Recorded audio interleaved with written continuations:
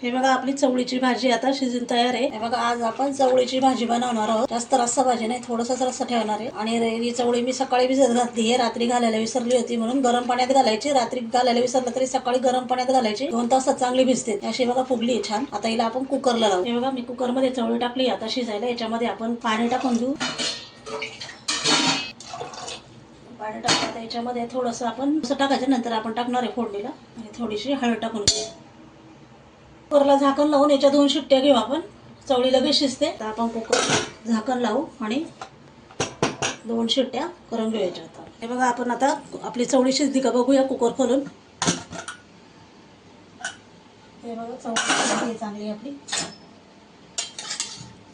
हे बघा चांगली शिजली आहे चवळी, दाखवते तुम्हाला। हे बघा अशी चवळी छान शिजली आहे। आता तिला आपण फोडणी करू। आता तेल गरम झाले, कढई ठेवली मी। तेल गरम झाले, याच्यामध्ये टाकूया जिरा आपण,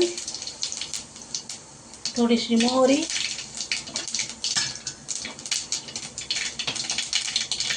लसूण टाकू आपण आता थोडा,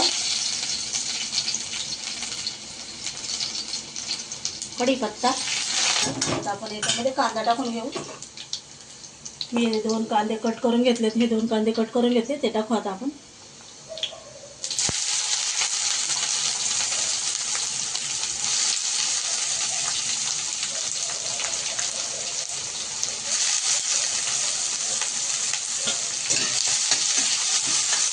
कांदा चांगला फ्राय करून घ्यायचा। कांदा चांगला आता आपला परतलाय। आता याच्यामध्ये आपण टोमॅटो टाकून घेऊ। आता 1 टोमॅटो कट केलंय मी मोठं, ते टाकून घेऊ आपण। त्याच्यामध्ये हळद टाकून घेऊ आपण। आपला घरगुती मसाला आहे, गरम मसाला आहे आणि धना पावडर आहे। आता याला चांगलं परतून घ्यायचं। बघा आपला मसाला, कांदा टोमॅटो सगळं मसाला टाकलेले चांगले परतून घेतले मी चांगले असे। आता याच्यामध्ये आता आपण चवळी टाकून घेऊ।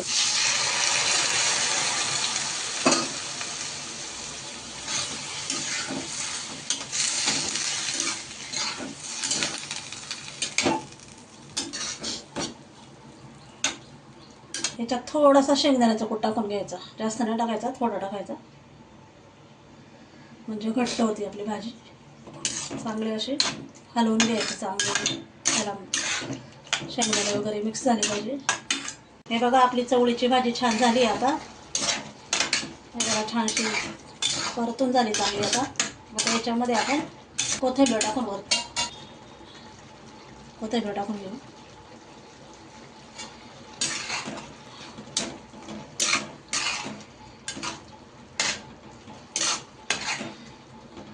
हे बघा भाजी आपली तयार आहे आता। हे बघा चवळीची भाजी छान झाली आहे।